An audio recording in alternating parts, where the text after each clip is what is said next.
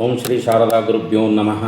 ಕೂಜಂತಂ ರಾಮ ರಾಮೇತಿ ಮಧುರ ಮಧುರಾಕ್ಷರಂ ಅರಿಹ ಕವಿತಾಶಾಖಂ ವಂದೇ ವಾಲ್ಮೀಕಿ ಕೋಕಿಲಂ. ಪೂಜ್ಯ ಆದಿಕವಿ ಮಹರ್ಷಿ ವಾಲ್ಮೀಕಿಯವರ ಜಯಂತ್ಯೋತ್ಸವದ ಶುಭಾಶಯಗಳನ್ನು ಕೋರ್ತಾ, ಈ ದಿನ ವಾಲ್ಮೀಕಿಯವರ ವೃತ್ತಾಂತದ ಬಗ್ಗೆ ತಿಳಿಯುವ ಮುನ್ನ ಮಹಾಕಾವ್ಯಗಳ ಬಗ್ಗೆ, ಅವುಗಳ ಮಹತ್ವ ಮತ್ತು ಮೌಲ್ಯಗಳ ಬಗ್ಗೆ ಈ ದಿನ ತಿಳಿಯೋಣ. ನಮ್ಮ ಭಾರತೀಯ ಸಂಸ್ಕೃತಿ ಅತ್ಯಂತ ಶ್ರೀಮಂತ ಸಂಸ್ಕೃತಿಯಾಗಿದೆ. ಇಡೀ ದೇಶ ವಿದೇಶಗಳಲ್ಲಿ ಹೋಲಿಕೆ ಮಾಡ್ತಾ ಬಂದರೆ ಶ್ರೀಮಂತತೆಯನ್ನು ಹೊಂದಿದಂತಹ ಸಂಸ್ಕೃತಿಯನ್ನು ಹೊಂದಿದೆ. ಸಂಸ್ಕೃತಿ ಅಂದಾಗ 3 ಅಕ್ಷರಗಳಲ್ಲ, ಇದರಲ್ಲಿ ಭಾಳಷ್ಟು ಅಂಶಗಳಿದೆ. ಕಲೆ, ವಾಸ್ತುಶಿಲ್ಪ, ಸಾಹಿತ್ಯ, ಆಚಾರ ವಿಚಾರಗಳು, ನಡೆ ನುಡಿಗಳು, ನಂತರ ಉಡುಗೆ ತೊಡುಗೆಗಳು, ಹಬ್ಬ ಹರಿದಿನಗಳ ಆಚರಣೆ, ಸಾಮಾಜಿಕ ಮೌಲ್ಯಗಳು ಮತ್ತು ಕೌಟುಂಬಿಕ ಮೌಲ್ಯಗಳು, ರಾಜಕೀಯ ಮೌಲ್ಯಗಳು, ಪ್ರತಿಯೊಂದು ಅಂಶಗಳು ಇದೆ.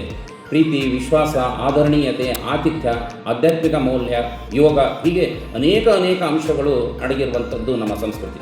ಈ ನಮ್ಮ ಎಲ್ಲ ಅಂಶಗಳನ್ನು ಹೊಂದಿದಂಥ ಸಂಸ್ಕೃತಿಯ ಮೂಲ ಬುನಾದಿ ಏನಪ್ಪ ಅಂದರೆ ನಮ್ಮ ಮಹಾಕಾವ್ಯಗಳಾದ ರಾಮಾಯಣ, ಮಹಾಭಾರತದಲ್ಲಿ ಬರುವಂತಹ ಭಗವದ್ಗೀತೆ ಅಂದರೆ ತಪ್ಪಾಗಲಿಕ್ಕಿಲ್ಲ.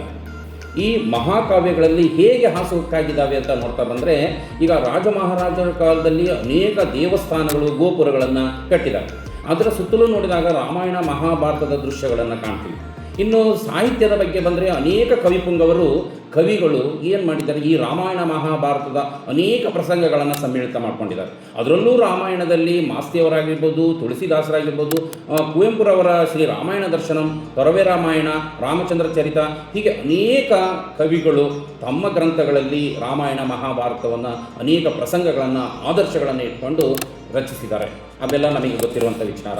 ನಂತರ ನಮ್ಮ ಸಂಸ್ಕೃತಿಯಲ್ಲಿ ನಾವು ನಡೆಸುವಂಥ ಪ್ರತಿಯೊಂದು ಸಾಮಾಜಿಕ ಮೌಲ್ಯಗಳಾಗಿರ್ಬೋದು, ಕೌಟುಂಬಿಕ ಮೌಲ್ಯಗಳಂದು ಆಗಿರ್ಬೋದು, ಅದರಲ್ಲಿ ರಾಮಾಯಣ ಮಹಾಭಾರತದ ಅನೇಕ ಪ್ರಸಂಗಗಳು ಬರ್ತವೆ. ಅವರ ಆದರ್ಶಗಳನ್ನು ನಾವು ನೋಡ್ತಾ ಬರ್ತೀವಿ. ಇನ್ನು ಈ ರಾಮಾಯಣ ಮಹಾಭಾರತ ಈ ಒಂದು ಪುರಾಣಗಳ ಕಥೆಗಳ ಅಥವಾ ಚರಿತ್ರೆನ ಇದು ನಡೆದಿದೆಯಾ ಅಥವಾ ಇಲ್ಲವೋ, ಇದರ ಬಗ್ಗೆ ಭಾಳಷ್ಟು ಅಂಶಗಳು ಹೊರಬರ್ತವೆ. ಇದು ನಮಗೆ ಕಾಡುತ್ತಿರುವಂಥ ಪ್ರಶ್ನೆಗಳೂ ಆಗಿದ್ದಾವೆ. ಈಗ ಇತಿಹಾಸವನ್ನು ಅಥವಾ ಚರಿತ್ರೆಯನ್ನು ನೋಡಿದರೆ, ಈಗ ಹಂಪೆ ನೋಡ್ತೀವಿ. ಹಂಪೆ ದೇವಸ್ಥಾನವನ್ನು, ಹಂಪೆಯಲ್ಲಿರುವಂಥ ಎಲ್ಲ ಅವಶೇಷಗಳನ್ನು ನೋಡಿದಾಗ ನಮಗೇನಿಸ್ತದೆ, ವಿಜಯನಗರ ಸಾಮ್ರಾಜ್ಯದ ಅರಸರು ಉತ್ತಮವಾಗಿ ಆಳ್ವಿಕೆ ನಡೆಸಿದ್ರು ಅಂತದೆ. ಬಾದಾಮಿ, ಐಹೊಳೆ, ಪಟ್ಟದಕಲ್ಲುಗಳು ಅಂದರೆ ಈ ಚಾಲುಕ್ಯರು ಆಳ್ವಿಕೆ ನಡೆಸಿದ್ರು ಅನಿಸುತ್ತದೆ. ಈಗ ಬೇಲೂರು, ಹಳೆಬೀಡು ದೇವಸ್ಥಾನಗಳನ್ನು ನೋಡಿದರೆ ಹೊಯ್ಸಳರ ಕಾಲದ ಆಳ್ವಿಕೆ ನಡೆದಿತ್ತು ಅಂತ ಗೊತ್ತಾಗ್ತದೆ. ಈಗ ಚಿತ್ರದುರ್ಗದ ಕೋಟೆಯನ್ನು ನೋಡಿದಾಗ ಮದಕರಿ ನಾಯಕರು ಆಳ್ವಿಕೆ ನಡೆಸಿದ್ರು. ಉತ್ತರ ಕರ್ನಾಟಕದ ಅನೇಕ ಕೋಟೆಗಳನ್ನು, ಗುಂಬಸ್ಗಳನ್ನು ನೋಡಿದರೆ ಸುಲ್ತಾನರ ಆಳ್ವಿಕೆ ನಡೆಸಿತ್ತು ಅಂತ. ಹಾಗಾದರೆ ರಾಮಾಯಣ ಮಹಾಭಾರತಗಳು ನಡೆದಿದ್ದಕ್ಕೆ ಏನಾದರೂ ಅವಶೇಷಗಳು, ಕುರುಹುಗಳು, ಆಧಾರಗಳು ಇದ್ದಾವ ಅಂತ ನೋಡ್ತಾ ಬಂದರೆ, ಇದು ಯಾಕೆ ಅಂದರೆ ಅನೇಕ ಕುರುಹುಗಳು, ಆಧಾರಗಳು ರಾಮಾಯಣ ಮಹಾಭಾರತದ್ದು ಸಂಪೂರ್ಣವಾಗಿ ಹುದುಗಿ ಹೋಗಿದ್ದಾವೆ. ಕಾರಣ ಏನು ಅಂದರೆ, ಕೃತಯುಗದ ನಂತರ ತ್ರೇತಾಯುಗ ನಡೆದಿರುವಂಥದ್ದು. ರಾಮನು ವಿಷ್ಣುವಿನ ಅವತಾರದಲ್ಲಿ ರಾಮ ಬಂದಿರುವಂಥ ರಾಮಾಯಣ, ನಂತರದಲ್ಲಿ ಬಂದಿರುವಂಥದ್ದು ದ್ವಾಪಾರ ಯುಗ, ಕೃಷ್ಣನ ಅವತಾರವಂತ ಆಳಿದಂತಹ ಮಹಾಭಾರತ ನಡೀತದೆ. ನಂತರ ಕಲಿಯುಗ ನಡೀತದೆ. ಸಾವಿರಾರು ವರ್ಷಗಳ ಹಿಂದೆ ನಡೆದಂಥ ಘಟನೆಗಳು, ಒಂದೊಂದು ಯುಗಗಳು 5,000 ವರ್ಷಗಳು ನಡೆದಿದ್ದಾವೆ. ಹಾಗಾಗಿ ಅನೇಕ ಸಾವಿರಾರು ವರ್ಷಗಳ ಹಿಂದೆ ನಡೆದಂಥ ಘಟನೆ ಆಗಿದ್ದರಿಂದ ಅನೇಕ ಪ್ರಕೃತಿ ವಿಕೋಪಗಳಾಗಿದ್ದಾವೆ, ಚಂಡಮಾರುತಗಳು ಸಂಭವಿಸಿದ್ದಾವೆ. ಈ ಎಲ್ಲ ಅನಾಹುತಗಳಿಂದ, ಈ ಒಂದು ಪ್ರಕೃತಿ ವಿಕೋಪಗಳಿಂದ ಅನೇಕ ಕುರುಹುಗಳು, ಅವಶೇಷಗಳು ಸಂಪೂರ್ಣ ಹುದುಗಿ ಹೋಗಿರುವಂಥ ಸಾಧ್ಯತೆ ಇದೆ. ಆದರೂ ಸಹ ರಾಮಾಯಣ ಮಹಾಭಾರತದ ಅನೇಕ ಕುರುಹುಗಳು ಇತ್ತೀಚೆಗೆ ಕಂಡುಹಿಡಿದಿದ್ದಾರೆ. ಈಗ ಅಮೇರಿಕದ ನಾಸಾ ವಿಜ್ಞಾನಿಗಳು ಈ ಒಂದು ಲಂಕೆಯಿಂದ, ರಾಮೇಶ್ವರದಿಂದ ಲಂಕೆಯವರೆಗೂ ಸಮುದ್ರದ ತಳದಲ್ಲಿ 48 ಕಿಲೋಮೀಟರ್ ಉದ್ದ, 30 ಅಡಿ ಆಳದಲ್ಲಿ ಕಲ್ಲಿನ ಬಂಡೆಗಳ ರಾಶಿಗಳನ್ನು ಮತ್ತು ಮರಳಿನ ರಾಶಿಗಳನ್ನು, ಉಂಡೆಗಳ ರಾಶಿಗಳನ್ನು, ಸುಣ್ಣದ ಕಲ್ಲುಗಳ ರಾಶಿಗಳನ್ನು ಅವರು ಪತ್ತೆ ಮಾಡಿದ್ದಾರೆ. ಇದು ಮಾನವ ನಿರ್ಮಿತ ಅಂತ ಹೇಳಿದ್ದಾರೆ. ಯಾಕೆಂದರೆ ಈ ರಾಮೇಶ್ವರದಿಂದ ಲಂಕೆವರೆಗೂ ವಾನರ ಸೈನ್ಯದ ಮೂಲಕ ಸೀತೆಯನ್ನು ಅಪಹರಣ ಆದಾಗ ಸೀತೆಯನ್ನು ಹುಡುಕಿಕೊಂಡು ಲಕ್ಷ್ಮಣ ಮತ್ತು ರಾಮರು ಹೋಗುವಾಗ ವಾನರ ಸೈನ್ಯದೊಂದಿಗೆ ಸೇತುವೆಯನ್ನು ಕಟ್ಟಿರ್ತಾರೆ, ರಾಮ ಸೇತು ಅಂತ ಕರೀತಾರೆ. ಅದರ ಅವಶೇಷಗಳೇ ಇವು ಅಂತ ಹೇಳಿ ಆ ವಿಜ್ಞಾನಿಗಳು, ಪ್ರಾಕ್ತನ ಶಾಸ್ತ್ರದ ವಿಜ್ಞಾನಿಗಳು ಪತ್ತೆ ಮಾಡಿದ್ದಾರೆ. ಆ ಕಲ್ಲುಗಳು ಈಗಲೂ ಸಹ ಮ್ಯೂಸಿಯಂನಲ್ಲಿಟ್ಟಿದ್ದಾರೆ, ತೇಲ್ತವ ಆ ಕಲ್ಲುಗಳು. ಅಂತಹ ಒಂದು ಅಂಶಗಳನ್ನು ಕಂಡು ಬರ್ತದೆ. ಇನ್ನು ಈಗ ಅನೇಕ ಯಾವುದು ಆಂಧ್ರದಲ್ಲಿ ವಾಲ್ಮೀಕಿಯ ಗುಹೆಯನ್ನು ನೋಡ್ತೀವಿ. ನಂತರದಲ್ಲಿ ಕೊಪ್ಪಳದ ಗಂಗಾವತಿ ಹತ್ತಿರ ಅಂಜನಿ ಬೆಟ್ಟ ಇದೆ, ಅಂಜನಾದ್ರಿ ಬೆಟ್ಟ. ಹನುಮಂತನು ಹುಟ್ಟಿದಂತಹ ಸ್ಥಳ ಇದೆ. ಹೀಗೆ ಅನೇಕ ಕುರುಹುಗಳನ್ನು ನಾವು ನೋಡ್ತಾ ಬರ್ತೀವಿ. ಲಂಕೆಯಲ್ಲಿ ಅನೇಕ ರಾವಣನ ದೇವಸ್ಥಾನಗಳಿದೆ, ರಾವಣನ ಕುರುಹುಗಳಿವೆ. ಈ ರೀತಿಯಲ್ಲಿ ನೋಡ್ತಾ ಬಂದಾಗ ಅನೇಕ ಕುರುಹುಗಳು ಕಂಡು ಬರ್ತವೆ, ರಾಮಾಯಣದ ಮಹಾಭಾರತದ ಬಗ್ಗೆ ಕಾಣ್ತವೆ. ಈ ರೀತಿ ಇದ್ದಾಗ ಅದನ್ನು ಒಂದು ಚಾರಿತ್ರಿಕ ಮಹಾಕಾವ್ಯ ಅಂತ ಕರಿಬೋದಲ್ಲ. ಅಂತಹ ಚಾರಿತ್ರಿಕ ಮಹಾಕಾವ್ಯಗಳು ಹೇಗಿದ್ದಾವೆ ಅಂತ ನೋಡ್ತಾ ಬಂದರೆ ಜೀವನೋತ್ಕರ್ಷವನ್ನು ಉಂಟು ಮಾಡುವಂಥವು. ರಾಮಾಯಣ ಮತ್ತು ಮಹಾಭಾರತ ಎರಡನ್ನೂ ನೋಡ್ತಾ ಬಂದಾಗ ರಾಮಾಯಣದಲ್ಲಿ ಹೇಗಿರಬೇಕು ಅನ್ನುವಂಥದ್ದು ಆದರ್ಶಗಳನ್ನು ಹೇಳ್ತಾ ಬಂದರೆ ರಾಮಾಯಣದಲ್ಲಿ ಮಹಾಭಾರತದಲ್ಲಿ ಹೇಗಿರಬಾರ್ದು, ಅಂತಹ ಕಲಾ ಹೇಗಿರುತ್ತೆ ಅನ್ನೋದನ್ನು ಹೇಳ್ತಾ ಬರ್ತಾರೆ. ಮೇಲ್ನೋಟಕ್ಕೆ ಎರಡೂ ಸಹ ಹೆಣ್ಣಿಗಾಗಿ ನಡೀತದೆ ಅಂತ ಕಾಣಿಸುತ್ತೆ, ಅಲ್ಲಿ ಸೀತೆಗಾಗಿ ಇಲ್ಲಿ ದ್ರೌಪದಿಯ ಒಂದು ಪ್ರತಿಜ್ಞೆಯಿಂದ ನಡೀತದೆ ಅಂತ ಕಾಣಿಸ್ತದೆ. ಅದರ ಸುತ್ತಮುತ್ತಲಿನ ಅನೇಕ ಆದರ್ಶಗಳು ಮೌಲ್ಯಗಳನ್ನು ನೋಡ್ತಾ ಬಂದರೆ ರಾಮಾಯಣ ಮಹಾಭಾರತಗಳು ಎಷ್ಟು ಆದರ್ಶವಾದಂತಹ ಅನೇಕ ಉತ್ತಮವಾದಂತಹ ಮಹಾಕಾವ್ಯಗಳು ಅಂತ ಗೊತ್ತಾಗ್ತದೆ. ಮಹಾಭಾರತದಲ್ಲಿ ಕೇವಲ ಹೆಣ್ಣಿಗಾಗಿ ಎಲ್ಲ ಮಣ್ಣಿಗೂ ನಡೀತದೆ, ಸಾಮ್ರಾಜ್ಯಕ್ಕೂ ನಡೀತದೆ. ಆದರೆ ರಾಮಾಯಣ ಪ್ರತಿಯೊಂದು ಅಂಶಗಳನ್ನು, ಪ್ರತಿಯೊಂದು ಆದರ್ಶಗಳನ್ನು ವಾಲ್ಮೀಕಿ ಮಹರ್ಷಿಗಳು ಸೃಷ್ಟಿ ಮಾಡ್ತಾ ಬರ್ತಾರೆ, ಅದನ್ನು ಚಿತ್ರಿಸ್ತಾ ಬರ್ತಾರೆ. ವಾಲ್ಮೀಕಿ ಮಹರ್ಷಿಗಳು ಈ ರಾಮಾಯಣವನ್ನು ಬರೆದರೂ ಸಹ ಇಡೀ ರಾಮಾಯಣದಲ್ಲಿ ತಾನು ಬರೆದಿದ್ದೇನೆ, ನಾನೇ ಬರೆದಿದ್ದು ಅಂತ ಎಲ್ಲೂ ಹೇಳ್ಕೊಂಡಿಲ್ಲ. ಸಂಸ್ಕೃತದಲ್ಲಿ ರಚನೆಯಾದಂತಹ ರಾಮಾಯಣದಲ್ಲಿ ಏನು ಇದೆ ಅಂತ ನೋಡ್ತಾ ಬಂದರೆ ಎಲ್ಲ ಅಂಶಗಳು ಇದೆ. ಏನು ಇಲ್ಲ ಅಂತ ಏನಾರು ನೋಡಿದರೆ ಇಲ್ಲ ಅನ್ನುವಂಥ ಅಂಶಗಳು ಸಿಗೋದಿಲ್ಲ. ಅಂತಹ ಮಹಾನ್ ರಾಮಾಯಣದಲ್ಲಿ ಎಂತೆಂಥ ಅಂಶಗಳಿದ್ದಾವೆ ಅಂದರೆ ಸಾಮಾಜಿಕ, ಕೌಟುಂಬಿಕ ಮೌಲ್ಯಗಳು, ತತ್ವಬೋಧೆ, ನಂತರ ಧರ್ಮಬೋಧೆಗಳು, ಮಾನವೋಚಿತವಾದಂಥ ಶಕ್ತಿ ಅಡಗಿದೆ, ಧರ್ಮ ರಕ್ಷಣೆ ನಡೆದಿದೆ, ಶಿಕ್ಷಣ ನಡೀತಿದೆ. ನಂತರದಲ್ಲಿ ಅನೇಕ ಅಂಶಗಳು ಅದರಲ್ಲಿ ಕಂಡು ಬರ್ತವೆ.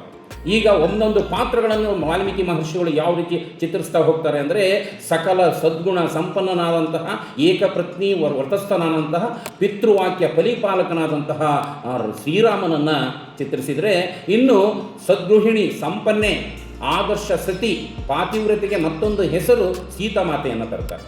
ಭಕ್ತಿ ಸೇವೆ ಶ್ರದ್ಧೆಗೆ ಮತ್ತೊಂದು ಹೆಸರೇ ಅಂಜನಿ ಪುತ್ರ ಆಂಜನೇಯನನ್ನು ತಂದರೆ, ಭ್ರಾತೃತ್ವಕ್ಕೆ ಮತ್ತೊಂದು ಹೆಸರು ಆದರ್ಶ ಸಹೋದರನಾಗಿ ಲಕ್ಷ್ಮಣ ಬರ್ತಾನೆ, ಅಧಿಕಾರ ನಿರ್ಲಿಪ್ತತೆಯ ಭರತ ಇರ್ತಾನೆ. ನಂತರದಲ್ಲಿ ಈ ಆದರ್ಶ ಆದಂತಹ ಮಿತ್ರನಾಗಿ ಗುಹ ಅನ್ನುವಂಥವ್ನು ಬಂದರೆ ಆದರ್ಶ ಆತಿಥ್ಯಕ್ಕೆ ಶಬರಿ ಬರ್ತಾನೆ. ಧರ್ಮನಿಷ್ಠೆಗೆ ಮತ್ತೊಂದು ಹೆಸರು ವಿಭೀಷಣ ಬರ್ತಾನೆ. ಇಷ್ಟೆಲ್ಲ ಪಾತ್ರಗಳನ್ನು ತಂದ ಮೇಲೆ ವಿಲನ್ ಒಬ್ಬನಾಗಿ ರಾವಣನನ್ನು ತರ್ತಾರೆ. ರಾವಣ ಅನ್ನುವಂಥ ವ್ಯಕ್ತಿ ಅಹಂಕಾರದಿಂದ ಮೋಸ, ನಂತರದಲ್ಲಿ ದ್ವೇಷ, ಸೇಡು ಈ ರೀತಿಯಾದಂಥದ್ದನ್ನು ಒಂದು ಕಡೆ ಸೃಷ್ಟಿ ಮಾಡಿದರೆ, ಇನ್ನೊಂದು ಕಡೆ ಅವನು ಎಂಥವನು ಅನ್ನೋದಕ್ಕೆ ಮಹಾನ್ ತಪಸ್ಸಿನಿಂದ ಪರಶಿವನನ್ನೇ ಮೆಚ್ಚಿ ಅವನಿಂದ ಆತ್ಮಲಿಂಗವನ್ನು ಪಡೆದಂತಹ ದಶಮುಖ ರಾವಣ. ಆ ರಾವಣನು ಸಹ ಈ ಸೀತೆಯನ್ನು ಅಪಹರಣ ಮಾಡಿ ಹೋದಾಗ ಅವಳನ್ನು ಎಂದೂ ಸಹ ಹಿಂಸೆ ಮಾಡೋದಿಲ್ಲ. ಅವಳಿಗಾಗಿ ಪ್ರತ್ಯೇಕವಾದಂತಹ ಕೊಠಡಿಯನ್ನು ಕಟ್ಟಿ, ನಂತರ ಪ್ರತ್ಯೇಕವಾದಂಥ ದೇವಸ್ಥಾನವನ್ನು ಕಟ್ಟಿ ಉದ್ಯಾನವನದಲ್ಲಿ ಇರಿಸಿ ಅದಕ್ಕಾಗಿ ಅವಳನ್ನು ನೋಡಿಕೊಳ್ಳಿಕ್ಕೆ ಪರಿಚಾರಿಕೆಯನ್ನು ನೇಮಿಸ್ತಾರೆ ಹೊರತು ಅವಳನ್ನು ಹಿಂಸೆ ಮಾಡೋದಿಲ್ಲ. ಈ ರೀತಿಯಲ್ಲಿ ರಾವಣನನ್ನು ಆ ರೀತಿಯಲ್ಲಿ ವಾಲ್ಮೀಕಿ ಮಹರ್ಷಿಗಳು ಸೃಷ್ಟಿ ಮಾಡ್ತಾ ಬರ್ತಾರೆ, ಚಿತ್ರಿಸ್ತಾ ಬರ್ತಾರೆ. ಹೀಗೆ ಪ್ರತಿಯೊಂದು ಆದರ್ಶಗಳನ್ನು ಕೊಟ್ಟಂತಹ ಮಹರ್ಷಿ ವಾಲ್ಮೀಕಿಯವರ ವೃತ್ತಾಂತದ ಬಗ್ಗೆ ನೋಡಲಿಕ್ಕೆ ಬಂದರೆ, ಉತ್ತರ ಭಾರತದ ದಟ್ಟವಾದ ಕಾಡಿನ ಮಧ್ಯದಲ್ಲಿ ಒಂದು ಬೇಡ ಸಮುದಾಯ ವಾಸ ಮಾಡ್ತದೆ. ಆ ಸಮುದಾಯದ ನಾಯಕನಾಗಿ ಪ್ರಚೇತಸ ಅನ್ನೋರು ಇರ್ತಾರೆ. ಪ್ರಚೇತಸನ ಹೆಂಡತಿ ವೃಕ್ಷಕನ್ನಿಕಾ ಅಂತ, ಮಾನಿಷ ಅಂತಲೂ ಕರೀತಾರೆ ಅವಳಿಗೆ. ಆ ಪ್ರಚೇತಸ ಮತ್ತು ವೃಕ್ಷಕನ್ನಿಕಾ ಆ ಬೇಡ ಸಮುದಾಯದ ನಾಯಕರಾದಾಗ ಇವರ ಉದ್ಯೋಗ ಏನು ಅಂದರೆ ಪ್ರಾಣಿ ಪಕ್ಷಿಗಳನ್ನು ಬೇಟೆಯಾಡೋದು, ಗೆಡ್ಡೆ ಗೆಣಸುಗಳು, ಸೊಪ್ಪು ಸೆದೆಗಳನ್ನು, ಆಹಾರ ಧಾನ್ಯಗಳನ್ನು ತಂದು ಊಟ ಮಾಡೋದು, ಇದೇ ಕಾಯಕ ಆಗಿರ್ತದೆ. ಈ ಪ್ರಚೇತಸ ಮತ್ತು ವೃಕ್ಷಕನ್ನಿಕೆ ಈ ದಂಪತಿಗಳಿಗೆ ಕೆಲವು ವರ್ಷ ಮಕ್ಕಳಾಗೋದಿಲ್ಲ. ನರಸಿಂಹದೇವರ ಮೊರೆ ಹೋಗ್ತಾರೆ. ನರಸಿಂಹದೇವರ ಹಾರೈಕೆಯಿಂದ ಮತ್ತು ಆಶೀರ್ವಾದದಿಂದ ಇವರಿಗೆ ಒಂದು ಗಂಡು ಮಗು ಜನನವಾಗುತ್ತೆ.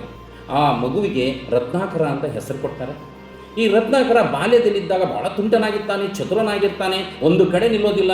ಅವನು ದುಂಡಿಗೆ ಗಿಡ್ಡಿಕೇರಿನ ದುಂಡ ಅಂತ ಕರೀತಾರೆ.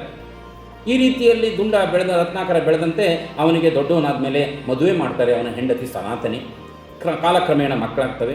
ಈಗ ಪ್ರಚೇತಸನಿಗೆ ಈಗಾಗಲೇ ವಯಸ್ಸಾದ ಕಾರಣ ಇಡೀ ಸಮುದಾಯದ ಜವಾಬ್ದಾರಿಯನ್ನು, ನೇತೃತ್ವವನ್ನು ಈ ರತ್ನಾಕರ ವಹಿಸ್ಕೊಳ್ತಾರೆ. ರತ್ನಾಕರ ನೇತೃತ್ವ ವಹಿಸಿಕೊಂಡಾಗ ತನ್ನ ಸಹಪಾಠಿಗಳನ್ನು ಕರ್ಕೊಂಡು ಬೇಟೆಗೆ, ಪ್ರಾಣಿ ಪಕ್ಷಿಗಳ ಬೇಟೆಗಳನ್ನು ಮಾಡಲಿಕ್ಕೆ ಶುರು ಮಾಡ್ತಾನೆ. ಅದರಿಂದ ಬಂದಂತಹ ಅನೇಕ ಪ್ರಾಣಿಗಳನ್ನು, ಬೇಟೆಯಾಡಿದಂಥ ಪ್ರಾಣಿಗಳನ್ನು ಮತ್ತು ಅನೇಕ ದವಸ ಧಾನ್ಯ ಮತ್ತೊಂದು ಮುಗಿದೊಂದನ್ನು, ಈ ಗೆಡ್ಡೆ ಗೆಣಸುಗಳನ್ನು ತಂದು ತನ್ನ ಪರಿವಾರವನ್ನು, ಇಡೀ ಸಮುದಾಯವನ್ನು ಸಾಕ್ತಾರೆ. ಈ ರೀತಿ ಇರುವಾಗ ಕೆಲವೊಮ್ಮೆ ಏನಾಗಿಬಿಡ್ತದೆ, ಇವರಿಗೆ ಬೇಟೆ ಸಿಗೋದಿಲ್ಲ. ಬೇಟೆಗೆ ಹೋಗ್ತಾರೆ, ಬೇಟೆನೇ ಸಿಗೋದಿಲ್ಲ. ಆ ಸಮಯದಲ್ಲಿ ಸೊಪ್ಪುಗಳನ್ನು, ಸೆರೆಗಳನ್ನು ಮತ್ತು ಗೆಡ್ಡೆ ಗೆಣಸುಗಳನ್ನು ತಿಂದು ಕಾಲ ಹಾಕ್ತಾರೆ. ಆದರೂ ಸಹ ಅವರಿಗೆ ಅದು ಕೆಲವು ಸಾರಿ ಸಾಲದಾಗಿಬಿಡ್ತದೆ. ಈ ರೀತಿಯಲ್ಲಿ ಕೆಲವು ಸಾರಿ ಸಮುದಾಯ, ತನ್ನ ಫ್ಯಾಮಿಲಿ ಸಂಪೂರ್ಣ ಉಪವಾಸ ಇರುವಂಥ ಸಂದರ್ಭನೂ ಬಂದುಬಿಡ್ತದೆ. ಇಂಥ ಸಮಯದಲ್ಲಿ ಈ ಸಮುದಾಯದವರು, ಈ ರತ್ನಾಕರ ಮತ್ತು ತನ್ನ ಸ್ನೇಹಿತರೆಲ್ಲ ಸೇರಿ ಅಲ್ಲಿ ದಾರಿ ಹೋಕರು ಬರ್ತಿರ್ತಾರೆ. ಅಲ್ಲಿರುವಂಥ ವ್ಯಾಪಾರಿಗಳು, ನಂತರ ಅನೇಕ ಶ್ರೀಮಂತರು ಆಹಾರ ಧಾನ್ಯಗಳನ್ನು ತಗೊಂಡು ಹೋಗ್ತಿರ್ತಾರೆ ಕಾಡಿನ ಮಧ್ಯದಲ್ಲಿ. ಅವರಿಂದ ಆಹಾರ ಧಾನ್ಯಗಳನ್ನು ಕೇಳೋದು, ವರಾಹಗಳನ್ನು ಕೇಳೋದು ಶುರು ಮಾಡ್ತಾರೆ. ಅವರು ಯಾವಾಗ ಒಂದು ಸರಿ 2 ಸರಿ ಕೊಡ್ತಾರೆ, ಮತ್ತೆ ಕೊಡಲಿಕ್ಕೆ ಹಿಂಜರಿತಾರೆ, ನಿರಾಕರಿಸ್ತಾರೆ. ನಿರಾಕರಿಸಿದಾಗ ಇವರು ಏನು ಮಾಡಿಬಿಡ್ತಾರೆ, ಅವ್ರಿಗೆ ಒತ್ತಡ ಹಾಕೋದು, ಅವ್ರಿಗೆ ಬೈಯೋದು, ಹೊಡೆಯೋದು ಮಾಡಲಿಕ್ಕೆ ಶುರು ಮಾಡ್ತಾರೆ, ಹಿಂಸೆ ಕೊಡೋದು ಶುರು ಮಾಡ್ತಾರೆ. ತನ್ನ ಸಮುದಾಯ ಕಾಪಾಡಲಿಕ್ಕೆ, ತಮ್ಮ ಸಮುದಾಯದ ಹೊಟ್ಟೆಪಾಡಿಗಾಗಿ, ತನ್ನ ಫ್ಯಾಮಿಲಿಯ ಹೊಟ್ಟೆಪಾಡಿಗಾಗಿ ಈ ಆಹಾರ ಧಾನ್ಯಗಳನ್ನು ತಗೊಂಡು ಹೋಗಲಿಕ್ಕೆ ಹೋಗ್ತಾರೆ ಹೊರತು ದರೋಡೆಕೋರನಲ್ಲ, ದರೋಡೆ ಮಾಡೋದಿಲ್ಲ. ತನ್ನ ಸ್ವಾರ್ಥಕ್ಕಾಗಿ ಶ್ರೀಮಂತತೆಯನ್ನು ಬಯಸಿಲ್ಲ. ಅವರು ತನ್ನ ಹೊಟ್ಟೆಪಾಡಿಗಾಗಿ, ತನ್ನ ಸಮುದಾಯವನ್ನು ಸಾಕಲಿಕ್ಕಾಗಿ ಆಹಾರ ಧಾನ್ಯವನ್ನು ಬೇಡ್ತಾರೆ. ಕೊಡಲಿಲ್ಲ, ಕೊಡಲಿದ್ದಾಗ ಅವರಿಗೆ ಸ್ವಲ್ಪ ಹಿಂಸೆ ಕೊಡ್ತಾರೆ. ಈ ರೀತಿಯಲ್ಲಿ ಅವರ ಕಾರ್ಯ ಕರ್ತವ್ಯ ನಡೀತಾ ಇರ್ತದೆ. ಈ ರೀತಿ ಕಸುಬು ನಡೀತಿರುವಾಗ ಅದೇ ದಾರಿಯಲ್ಲಿ ವಶಿಷ್ಠ ನಾರದರು ಬರ್ತಾರೆ. ವಶಿಷ್ಠ ನಾರದರನ್ನು ಸಹ ರತ್ನಾಕರ ತಡೆದು ಬಿಡ್ತಾರೆ. ತಡೆದು, ಓ ಮುನಿವರ್ಯ, ನೀವು ನಿಲ್ಲಿ, ನನಗೆ ಏನಾದರೂ ಕೊಟ್ಟು ಹೋಗಬೇಕು ನೀವು ಅಂದಾಗ ನಾರದರು ಹೇಳ್ತಾರೆ, ನನ್ನಲ್ಲಿ ಇರುವುದು ವೀಣೆ ಮತ್ತು ವಸ್ತ್ರ, ಏನಂತ ಕೊಡಲಿ ಅಂದಾಗ ಆಗ ಅವರು ಏನಾದರೂ ಕೊಡಲೇಬೇಕು, ಕೊಟ್ಟು ಮುಂದಕ್ಕೆ ಹೋಗಿ ಅಂತ ಹೇಳಿದಾಗ ಮುಂದೆ ಅವರು ನಾರದರು ಹೇಳ್ತಾರೆ, ಅಲ್ಲಪ್ಪ ನೀನು ವತ್ಸ ಎಷ್ಟು ಪಾಪವನ್ನು ಮಾಡ್ತಾ ಇದ್ದೀಯಾ, ಅನೇಕ ಜನರಿಗೆ ಹಿಂಸೆ ಕೊಟ್ಟು ಅನ್ಯಾಯವಾಗಿ ಪಾಪವನ್ನು ಹೆಚ್ಚು ಮಾಡ್ಕೊಳ್ತಾ ಇದೆಯಲ್ಲ ಅಂದಾಗ ಪಾಪ ಅಂದರೆ ಏನು ಅಂತ ಕೇಳ್ತಾರೆ ರತ್ನಾಕರ. ಆಗ ಪಾಪ ಪುಣ್ಯಗಳ ಪರಿಕಲ್ಪನೆಯನ್ನು ಕೊಡ್ತಾರೆ. ಪಾಪ ಅಂದರೆ ನೋಡಪ್ಪ, ನೀನು ಇನ್ನೊಬ್ಬರಿಗೆ ಹಿಂಸೆ ಕೊಡುವಂಥದ್ದು, ಅನ್ಯಾಯ ಮಾಡುವಂಥದ್ದು, ಇದರಿಂದ ನಿಮ್ಮ ಜನ್ಮಾಂತರದಲ್ಲಿ ನಿನ್ನ ಜೀವದಲ್ಲಿ, ನಿನ್ನ ದೇಹದಲ್ಲಿ ಒಂದು ಆತ್ಮ ಇದೆ, ಆತ್ಮದಲ್ಲೂ ಸಹ ಪಾಪಗಳ ಸರಮಾಲೆನೇ ಹೆಚ್ಚಾಗುತ್ತೆ. ಈಗಾಗಲೇ ಪ್ರಾಣಿ ಪಕ್ಷಿಗಳನ್ನು ಕೊಂದಿದ್ದೀಯಾ, ಈಗ ಮನುಷ್ಯರನ್ನು ಹಿಂಸೆ ಮಾಡ್ತಾ ಇದ್ದೀಯಾ, ಇದರಿಂದ ಹೆಚ್ಚು ಪಾಪ ಹೆಚ್ಚಾಗ್ತಾ ಹೋಗುತ್ತೆ. ಈ ರೀತಿ ಆದಾಗ ನಿನ್ನ ಕೊನೆಯ ಕಾಲದಲ್ಲಿ, ನೀನು ಅಂತ್ಯದ ಕಾಲದಲ್ಲಿ ವಯಸ್ಸಾದಾಗ ನರಳಿ ಸಾಯುವಂತನಾಗ್ತೀಯ. ಅಷ್ಟೇ ಅಲ್ಲ, ಮುಂದಿನ ಜನ್ಮಾಂತರದಲ್ಲೂ ಸಹ ಈ ಪಾಪ ನಿನ್ನ ಜೊತೆಗೆ ಬರ್ತದೆ, ಕಷ್ಟ ಅನುಭವಿಸುವಂತಾಗ್ತೀಯ. ಈ ರೀತಿ ಆಗಬೇಕಾ? ನೀನು ಹೊಟ್ಟೆಗಾಗಿ ಇಷ್ಟೆಲ್ಲ ಮಾಡ್ತಾ ಇದೆಯಲ್ಲ ನೀನು ಅಂದ ತಕ್ಷಣ ರತ್ನಾಕರ ಹೇಳ್ತಾನೆ, ನನ್ನೊಬ್ಬನಿಗೆಲ್ಲ ಇದು, ನನ್ನ ಫ್ಯಾಮಿಲಿ ಇದೆ, ತಂದೆ ತಾಯಿ ಇದ್ದಾರೆ, ಹೆಂಡತಿ ಮಕ್ಕಳಿದ್ದಾರೆ, ಸಮುದಾಯನೇ ಇದೆ, ಅವರನ್ನು ಸಾಕಬೇಕಾಗಿದೆ, ಹಾಗಾಗಿ ನಾನು ತಗೊಂಡು ಹೋಗ್ತೇನೆ. ಹಾಗಾದರೆ ಈ ಪಾಪದಿಂದ ತಗೊಂಡು ಹೋಗ್ತಿದೆಯಲ್ಲ, ಪಾಪದಲ್ಲಿ ಅವರಿಗೂ ಪಾಲಿರಬೇಕಲ್ಲ ಅಂತ ಕೇಳಿದಾಗ, ನಾರದ ಮಹರ್ಷಿಗಳು ಕೇಳಿದಾಗ ರತ್ನಾಕರ ಹೇಳುವಂಥ ಮಾತು, ಅವರಿಗೂ ಪಾಪದಲ್ಲಿ ಪಾಲಿದೆ, ಯಾಕಿಲ್ಲ ಅಂತ ಹೇಳಿಬಿಡ್ತಾರೆ. ಹಾಗಾದರೆ ಕೇಳಿಕೊಂಡು ಬಾ ಅಂತ ನಾರದರು ಹೇಳ್ತಾರೆ. ಇಲ್ಲೇ ಇರಬೇಕು ನೀವು ಮುನಿವರ್ಯರೇ, ನಾನು ಹೋಗಿ ಕೇಳ್ಕೊಂಡು ಬರ್ತೇನೆ ಅಂತ ಹೇಳಿ ಬಂದವರೇ ಅರ್ಧಾಂಗಿಯನ್ನು ಕೇಳ್ತಾರೆ, ಸನಾತನಿಯನ್ನು. ನಾನು ಈ ರೀತಿಯಲ್ಲಿ ನಿಮ್ಮನ್ನು ಸಾಕ್ತಾ ಇದ್ದೀನಿ, ಆದ್ದರಿಂದ ಪಾಪ ಬರ್ತದೆ ಅಂತ ಒಂದು ಮುನಿಗಳೇ ಹೇಳಿದ್ದಾರೆ, ಆ ಪಾಪವನ್ನು ನೀವು ತೆಗೆದುಕೊಳ್ತೀರಾ ಅಂದಾಗ, ನೀವು ನನ್ನನ್ನು ಕರ್ಕೊಂಡು ಬಂದಿದ್ದು ಸಾಕಲಿಕ್ಕೆ, ಆ ರೀತಿ ನೀನು ಯಾವ ರೀತಿ ಸಾಕ್ತೀಯೋ ಗೊತ್ತಿಲ್ಲ, ಯಾವ ರೀತಿ ಆಹಾರ ಧಾನ್ಯ ತಂದು ಕೊಡ್ತೀಯೋ ಗೊತ್ತಿಲ್ಲ, ಆದರೆ ಪಾಪದಲ್ಲಿ ನನ್ನ ಪಾಲಿಲ್ಲ, ನೀನು ಸಾಕಬೇಕಾದ್ದು ನಿನ್ನ ಕರ್ತವ್ಯ. ತಂದೆ ತಾಯಿ ಕೇಳ್ತಾರೆ, ತಂದೆ ತಾಯಿನೂ ಅದೇ ರೀತಿ ಹೇಳ್ತಾರೆ, ವಯಸ್ಸಾದ ನಮ್ಮನ್ನು ಸಾಕಬೇಕಾದ್ದು ನಿನ್ನ ಕರ್ತವ್ಯ, ನಿನ್ನ ಇದರಲ್ಲಿ ಪಾಪದಲ್ಲಿ ನಮ್ಮ ಪಾಲಿಲ್ಲ. ಇಡೀ ಸಮುದಾಯವನ್ನು ಸೇರಿಸ್ತಾರೆ, ಅವರಿಗೆ ಕೇಳ್ತಾರೆ, ಅವ್ರಿಗೆ ಹೇಳೋದು ಒಂದೇ ಮಾತು, ಹೊಟ್ಟೆ ಹೊರೆಯುವುದು ನಮಗೆ ಗೊತ್ತು, ಪಾಪವೆಲ್ಲ ನಿನ್ನೆಯ ಸತ್ತು ಅನ್ನೋ ಮಾತನ್ನು ಹೇಳಿಬಿಡ್ತಾರೆ. ಎಂತರ ಈ ನಾರದರ ಕಾಲನ್ನು ಹಿಡ್ಕೊಂಡು ಬಿಡ್ತಾರೆ, ಬಹಳಷ್ಟು ದುಃಖ ತಪ್ತವಾಗಿ ಹಿಡ್ಕೊಳ್ತಾರೆ. ಆಗ ನಾರದರು ಹೇಳ್ತಾರೆ, ವತ್ಸ ನೋಡಿದೆಯಾ, ಹೊಟ್ಟೆ ಹೊರೆಯುವುದು ಅವರಿಗೆಲ್ಲ ಗೊತ್ತು, ಪಾಪವೆಲ್ಲ ನಿನ್ನೆಯ ಸತ್ತು. ಬೆಳಕಿನ ನಡೆದರೆ ಎಲ್ಲರೂ ಹಿಂಬಾಲಿಸುವರು, ಕತ್ತಲಿನ ನಡೆದರೆ ನಮ್ಮ ನೆರಳೂ ಕೂಡ ಹಿಂಬಾಲಿಸದು. ಹಣದ ಗಂಟಿದ್ದರೆ ಊರೆಲ್ಲ ನೆಂಟರು, ನೋಡಿದೆಯಾ ವತ್ಸ ಅಂತ ಹೇಳಿದಾಗ ಈ ರತ್ನಾಕರ ಹೇಳ್ತಾರೆ, ನೋಡಿ ಈಗಾಗಲೇ ನನ್ನ ಪಾಪ ಬಹಳಷ್ಟಾಗ್ಬಿಟ್ಟಿದೆ, ಇನ್ನು ಈ ಪಾಪ ಪರಿಹಾರಕ್ಕೆ ಯಾವುದಾದರೂ ಮಾರ್ಗವನ್ನು ತೋರಿಸಿ ಮುನಿವರ್ಯರೇ ಅಂತ ಹೇಳಿದಾಗ ಆಗ ನಾರದರು ಹೇಳುವಂಥದ್ದು ರಾಮತಾರಕ ಮಂತ್ರ. ಈಗ ರಾಮ ಅನ್ನುವಂಥ ಪದ ಈಗ ಶುರುವಾಗುತ್ತೆ, ಇದೇ ಪ್ರಥಮ ಬಾರಿಗೆ ಶುರುವಾಗ್ತದೆ. ರಾಮತಾರಕ ಮಂತ್ರ. ರಾಮ ಅನ್ನುವಂಥ ಪದದಲ್ಲಿ ಎಷ್ಟು ಅಂಶ ಅಡಗಿದೆ ಅಂದರೆ, ರಾ ಅನ್ನುವಂಥದ್ದು ಸಂಸ್ಕೃತದಲ್ಲಿ ತ್ವಕ್ ಪದಾರ್ಥದಲ್ಲಿ ಪರಮಾತ್ಮ ಅಂತ ಅರ್ಥ, ತ್ವಂ ಮಾ ಅಂದರೆ ತ್ವಂ ಪದಾರ್ಥದಲ್ಲಿ ಜೀವಾತ್ಮ ಅಂತ ಅರ್ಥ. ಪರಮಾತ್ಮ ಮತ್ತು ಜೀವಾತ್ಮ ಎರಡೂ ಐಕ್ಯವಾಗಿರುವುದು ಆಧ್ಯಾತ್ಮ ರಾಮಾಯಣ ಅನಿಸ್ಕೊಳ್ಳಿ. ರಾಮ ಅನ್ನೋ ಪದದಲ್ಲಿ ಅಷ್ಟು ಅರ್ಥ ಇದೆ. ಮಹಾತ್ಮ ಗಾಂಧೀಜಿಯವರು ಹೇಳ್ತಾರೆ ಒಂದು ಕಡೆ, ರಾಮ ನಾಮದ ಬಲ ಇದೆಯಲ್ಲ ಅದಕ್ಕಿಂತ ಮತ್ತೊಂದು ಚಿಕಿತ್ಸೆ ಇಲ್ಲ, ಅದು ದಿವ್ಯೌಷಧಿ ಅಂತ ಹೇಳ್ತಾರೆ. ಅದಕ್ಕೆ ಅವರು ರಾಮರಾಜ್ಯದ ಕನಸು ಕಂಡಂಥ ವ್ಯಕ್ತಿ. ಅದಕ್ಕೆ ಜೈ ರಾಮ್ ಶ್ರೀರಾಮ್ ಜೈ ಜೈ ರಾಮ್ ಅಂತಾರೆ. ಒಂದು ಕಡೆ ರಘುಪತಿ ರಾಘವ ರಾಜಾರಾಮ್ ಅಂತ ಹೇಳ್ತಿದ್ರು. ಜನವರಿ 30, 1948 5:17 ದೆಹಲಿಯ ಬಿರ್ಲಾ ಭವನದ ಎದುರು ನಾಥೂರಾಮ್ ಗೂಡ್ಸೆಯವರ ಗುಂಡು ಅವರಿಗೆ ತಾಕಿದಾಗ ಅವರು ಬಿದ್ದ ತಕ್ಷಣ ಹೇಳಿರೋ ಮಾತು ಜೈ ಶ್ರೀರಾಮ್. ಈ ರಾಮನಾಮದ ಭಕ್ತಿಯ ಫಲ ಇನ್ನೊಂದು ಕಡೆ ವಾಲ್ಮೀಕಿ ಮಹರ್ಷಿಗಳೇ ಚಿತ್ರಿಸ್ತಾ ಬರ್ತಾರೆ. ರಾಮೇಶ್ವರದಿಂದ ಲಂಕೆಯವರೆಗೂ ಏನು ಸೇತುವೆಯನ್ನು ಕಟ್ಟಬೇಕು, ವಾನರ ಸೈನ್ಯ ಸೇತುವೆ ಕಟ್ತಾ ಇರುತ್ತೆ. ಅದು ಸಮುದ್ರ ರಾಜನ ಅಣತಿಯಂತೆ ಅವನ ಆದೇಶದಂತೆ ಕಟ್ಟಲಿಕ್ಕೆ ಶುರು ಮಾಡುತ್ತೆ. ದೊಡ್ಡ ದೊಡ್ಡ ಬಂಡೆಗಳನ್ನು ಸಮುದ್ರಕ್ಕೆ ಎಸಿತಾರೆ. ಸುಣ್ಣದ ಕಲ್ಲುಗಳ ರಾಶಿಗಳನ್ನು ಉಂಡೆ ಮಾಡಿ ಎಸಿತಾರೆ. ಮರಳನ್ನು ಸಹ ರಾಶಿ ಮಾಡಿ ಉಂಡೆ ಮಾಡಿ ಎಸಿತಾರೆ.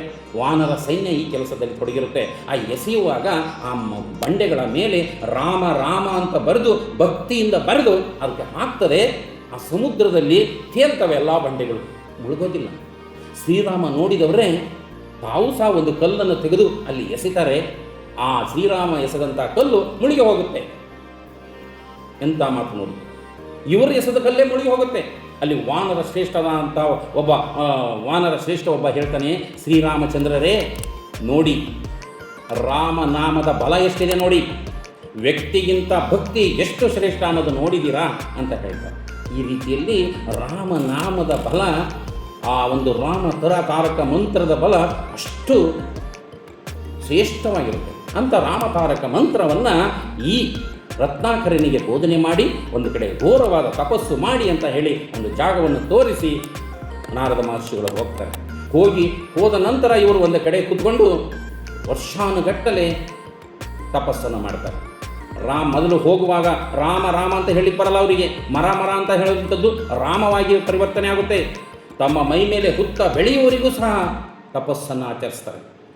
ತಪಸ್ಸಿಗೆ ಅವರ ಮೈ ಮೇಲೆ ಹುತ್ತವೆಲ್ಲ ಬೆಳೆದು ಹೋಗಿರುತ್ತೆ.